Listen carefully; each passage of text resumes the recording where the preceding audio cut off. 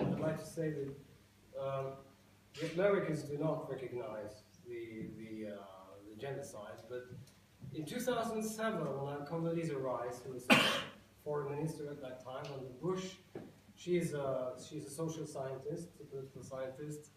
She knows the story behind the Armenian genocide, and when asked in the Congress, why don't we use the G word, the genocide word, she said that I'm a political scientist. I know what happened in Turkey. I know it. But we have air bases in Turkey.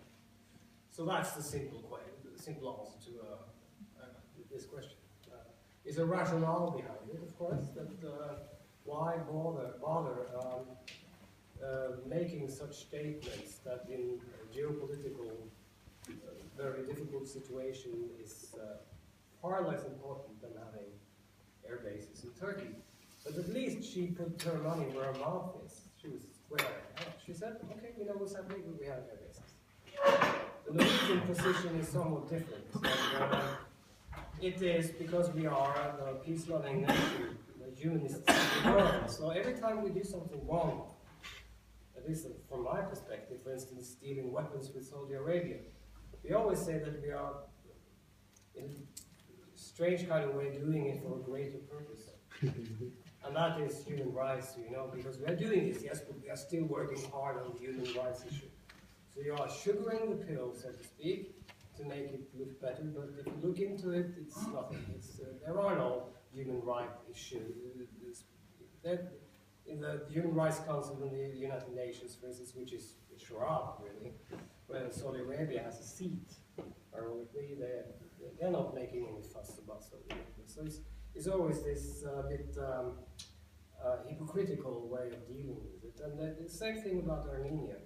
The Norwegian government is basically saying that this is something that historians should do, not governments, which is okay. You can say that. They're also saying that this is a purely historical question, and everybody who has followed the genocide question over quite a few years know that this is potent geopolitics. It's very important politics, actually. So it's a long time since it left the offices of historians doing archive works. And the other thing is that the Norwegian government are saying, and this is pretty obscene actually, that since the Genocide Convention was taken in effect at 48, maybe even 1951, you cannot say that genocides that happened before this were actually genocides. That leaves out Holocaust as well.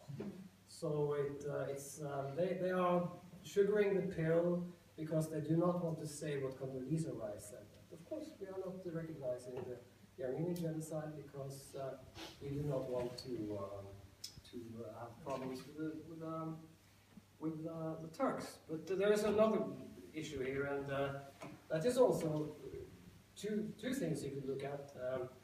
That is that we don't have any First World War experience. The First World War, that was the war that was the cover for the Armenian genocide in many aspects. That's not an issue, We don't talk much about the First World War because we were neutral. We weren't into the conflict, so it's very distant.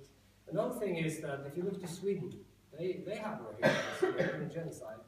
And I think a very important reason for that is that they have a very large diaspora in Sweden of Armenians, but mainly Assyrians.